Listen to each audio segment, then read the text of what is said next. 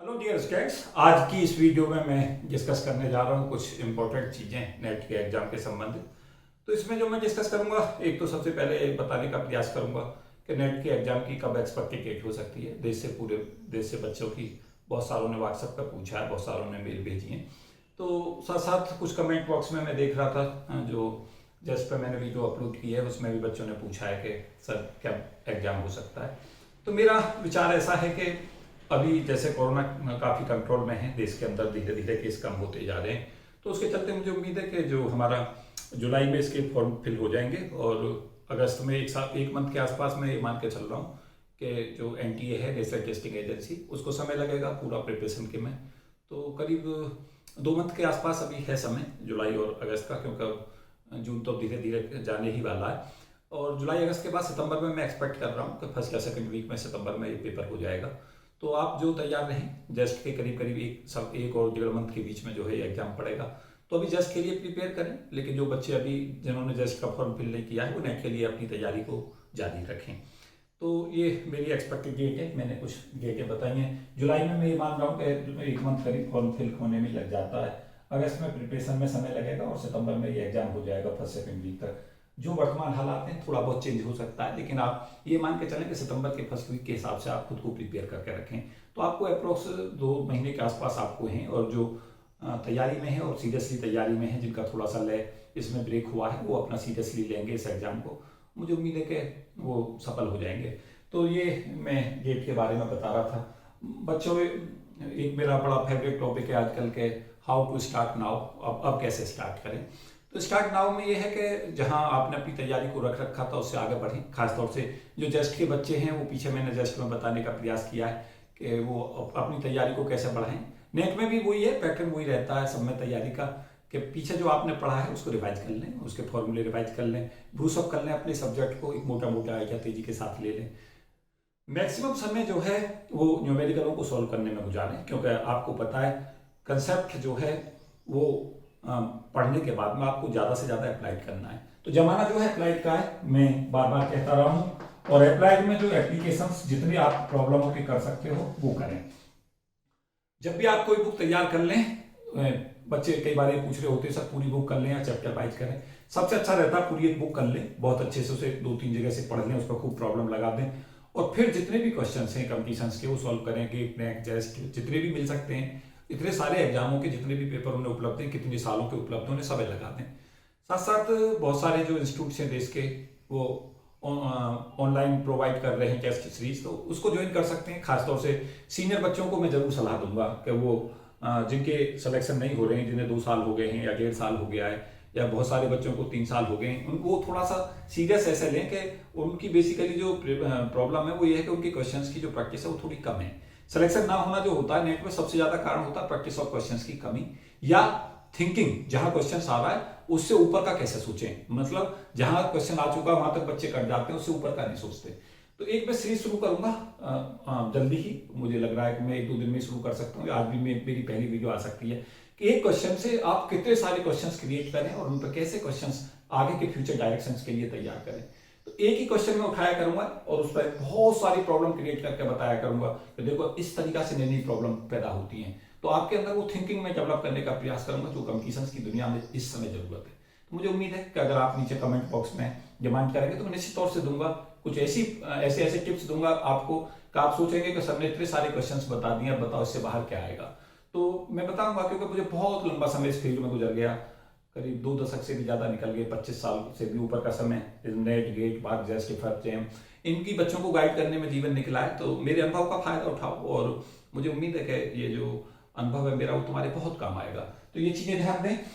Expected questions कैसे करें, जहां क्वेश्चन कर रहे हैं उसी क्वेश्चन को करते समय पे आगे फ्यूचर के क्वेश्चन सोचने शुरू कर दें कि फ्यूचर पॉसिबल क्वेश्चन इस पे क्या हो सकते हैं। एक्सपेक्टेड क्वेश्चंस के अलावा मैंने एक हॉट टॉपिक सीरीज दी, जिसमें 50 हॉट टॉपिक्स मैंने बच्चों के लिए अपलोड किए, जिसमें बताया कि 50 ऐसे हॉट टॉपिक्स हैं जो लगातार पूछे जाते हैं। तो उस वीडियो को जरूर देख लें। पूरे देश के सब बच्चों को मैं इस वीडियो के थ्रू आग्रह करूंगा कि एक जो मेरी वीडियो है 50 हॉट क्वेश्चंस जो नेट में पूछे जाते हैं उनको जरूर करें। तो और उसमें एक चीज भी याद रखें कि अगर आज आप देखते हैं तो नीचे कमेंट बॉक्स में कमेंट भी करें, जो मुझे ये भी पता चले कि बच्चे जब मैं कहता हूँ यहाँ से तो मेरी बात मानते भी हैं। क्योंकि कई बार क्या होता है, मैं एडवाइस करता हूँ लेकिन आप मेरी सुनते नहीं है। तो ऐसा ना करें, मेरी बात को सुने जो मैं कह रहा हूँ, क्योंकि मेरे पास बहुत लंबा अनुभव है। इतने अनुभवी लोग इस फील्ड के मिलते नहीं है पूरे देश में, शायद ही किसी ने इतने घंटे और इतना हाई लेवल पर फिजिक्स को पढ़ाया होगा कंपटीशंस का जितने मैंने पढ़ाया है। तो मेरे उस अनुभव का फायदा उठाएं। तो आप उस वीडियो को देखें, आपको पता चलेगा कि सर जो बता रहे हैं वही क्वेश्चन बार बार रिपीट होते हैं, तो उसको देखें। श्योर सिलेक्शन टिप्स में मैं बताना चाहूंगा कि आप सबसे ज्यादा जो 3 बुकों को इनको प्रीफरेंस पे रखें। ईएमटी इसके लिए बहुत इंपॉर्टेंट है, मैं लगातार कहता रहा हूँ। क्वांटम बहुत इंपॉर्टेंट है और मैथमेटिकल बहुत इंपॉर्टेंट है। ये 3 बुक ऐसी हैं कि जो बहुत अच्छे से तैयार कर लेते हैं, वो सिलेक्शन की दौड़ में तुरंत से आ जाते हैं। थोड़ी लेंथी बुक है लेकिन इनमें एफर्ट लगाएं।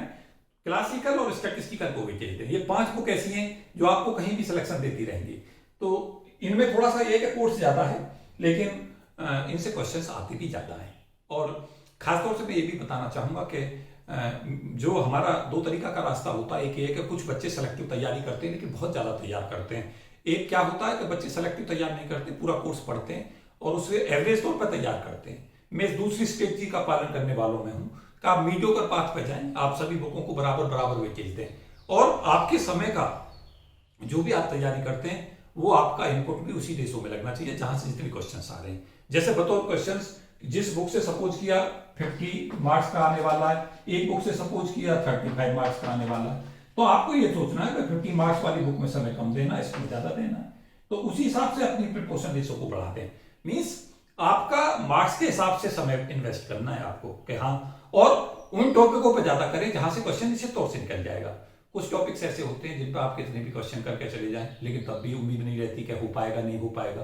कुछ टॉपिक ऐसे होते हैं जिन पर क्वेश्चन श्योरिटी के साथ निकल जाता है। जैसे वेव फंक्शन पे मेहनत करें, आपको पता है मैं दुनिया का कोई एग्जाम ऐसा नहीं होता जो वेव फंक्शन पे अप्लाई क्वेश्चन नहीं आएगा। नेट में मैं डेफिनेट कह सकता हूँ कि वेव फंक्शन के एप्लीकेशन पे क्वेश्चन आना ही आना है।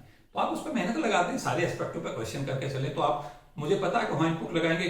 कई बार तो ऐसा होगा वेव फंक्शन के अप्लाइड क्वेश्चन 3 मिल जाएंगे आपको। तो वहां पर आपको पता है कि वेव फंक्शन की जितनी भी प्रॉपर्टी, जहां पे जितनी भी बन सकते हैं क्वेश्चन, अगर वो आपने सारे सॉल्व कर लिए तो आप निश्चित तौर से लाभ में रहेंगे। ऐसे ही जैसे मैं एक एग्जाम्पल लूँ पार्शियल फंक्शन का, स्टैटिस्टिकल में पार्शियल फंक्शन पर क्वेश्चन आएगा ही आएगा। कई बार तो 2 क्वेश्चन सब तक आ जाते हैं।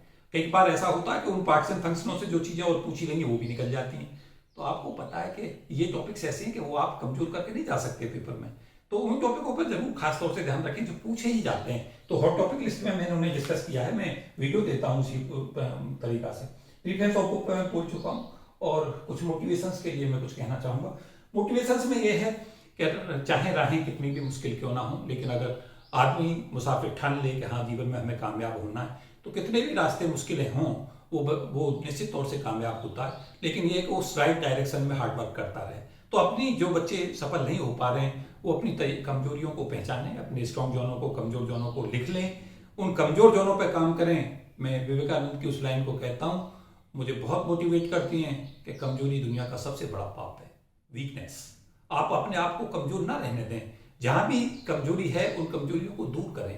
कुछ ऊपर से नहीं उतरते जो लोग सेलेक्ट होकर जाते हैं, वो सब तुम में से ही होते हैं। उनमें से ये होते हैं कि एक गलती करता है लेकिन सीखता नहीं है, एक गलती करता है लेकिन सीखता है। तो आप गलती करते हैं अगर सफल नहीं हो रहे हैं, लेकिन अगर गलती कर दी है तो उसमें सुधार करें। और जैसे जैसे हम गलतियों में सुधार करते हैं हम कामयाब हो जाते हैं। तो मुझे उम्मीद है कि ये निश्चित तौर से आपको मोटिवेट करेगा। और साथ साथ मैं ये कहना चाहूंगा कि जीवन में आए हो तो कुछ कर लो। अगर ये मौका जीवन जो आपको सदा नहीं देता, अपॉर्चुनिटी नॉक करती है, उस अपॉर्चुनिटी का फायदा उठाएं। ये अपॉर्चुनिटी है जीवन में जब आप ऊंचाइयों तक जा सकते हैं। अपने आप अंदर क्रिटिकल थिंकिंग डेवलप करें, हार्डवर्क करें, अपने आप को मोटिवेट करें। सुबह उठने के बाद अपनी दैनिक प्रक्रिया करने के बाद अपनी बुकों पर जाएं, सुबह से लेकर शाम तक का शेड्यूल फॉलो करें, निश्चित तौर से आप कामयाब होंगे। और अंत में जो मेरी बड़ी फेवरेट लाइन है कि खुद ही को कर बुलंद इतना कि खुदा बंदे से पूछे तेरी रजा क्या है। तो अपने आप को बुलंद करने के लिए लग जाएं। आप दिन रात मेहनत करें, हार्डवर्क करें, राइट दिशा में करें और एक लॉन्ग टर्म प्लानिंग बना के जीवन को सफल करें। मुझे उम्मीद है कि ये मेरी मोटिवेशंस, ये मेरी डायरेक्शंस और ये जो मैंने आगे आपके लिए वो बताया है। और मैं निश्चित तौर से कह रहा हूँ कि अगर कमेंट बॉक्स में आपके 100, 200, 400 बच्चों ने कमेंट किए कि सर आप हाई लेवल थिंकिंग डेवलप करने के लिए हमें फिजिक्स पढ़ाएं, तो मैं निश्चित तौर से इतनी सारी और इतनी अच्छी वीडियो आपको अपलोड करके दूंगा कि आप जीवन भर याद रखेंगे कि सर ने हमारे लिए क्या किया है। तो लेकिन आप क्योंकि निराशावादी पाथ अपनाते हैं, आप कमेंट बॉक्स में कमेंट ही नहीं करते, आप कहते ही नहीं कि सर इन्हीं टॉपिकों पर डाल दो, कुछ हमें थिंकिंग डेवलप के लिए कुछ वीडियो अपलोड कर दो। आप देखेंगे कि एक ही क्वेश्चन के मैं देखूंगा कि कितने सारे एस्पेक्टों पर मैं डिस्कस कर दूंगा। आपको पता चलेगा कि सर जो भी डिस्कस कर रहे हैं पेपर वाला उससे बाहर कुछ पूछ ही नहीं सकता। तो मुझे उम्मीद है कि आप कमेंट बॉक्स में जाके कमेंट में कंजूसी नहीं करेंगे, कहेंगे कि सर आप करें ऐसा, तो मैं निश्चित तौर से थोड़ा समय निकाल के आपके लिए ये सब काम करूंगा। तो मुझे उम्मीद है कि चैनल जो बच्चों की ज़िंदगी में परिवर्तन दे रहा है ये आगे और ज़्यादा परिवर्तन दे, क्योंकि मेरा मिशन लाखों बच्चों की ज़िंदगियों में तब्दीली करना है और उसमें हज़ारों से मेरा काम चलता नहीं, क्योंकि हज़ारों की मैं तो मैं करता हूँ, कर चुका हूँ, लेकिन लाखों चाहिए मुझे तब्दीलियाँ। तो तब्दीलियाँ वो तभी होंगी जब मैं सही दिशा दूंगा, सही दिशा में जब दूंगा जब आप अपनी तरफ से डिमांड करेंगे। तो मुझे उम्मीद है कि आपकी तरफ से डिमांडें आएंगी, आपके कमेंट्स आएंगे, आप मुझे भी इंकरेज करेंगे, क्योंकि टीचर भी इंकरेज होता है जब बच्चे कमेंट करते हैं, जब बच्चे मोटिवेट करते हैं टीचर को, टीचर से ऑप्टिमम लेने का प्रयास करते हैं। तो मेरा ऑप्टिमम लेने का प्रयास करें, मुझसे ज़्यादा से ज़्यादा सीखने का प्रयास करें। तो इस वीडियो में इतना ही। मुझे उम्मीद है कि आप निश्चित तौर से इस वीडियो के बाद में आपकी जो विजन है सोचने का वो थोड़ा सा परिवर्तित होता नजर आएगा। आप खुद को एनर्जेटिक और मोटिवेट फील करेंगे। Thank you and best wishes for all of you. जय हिंद।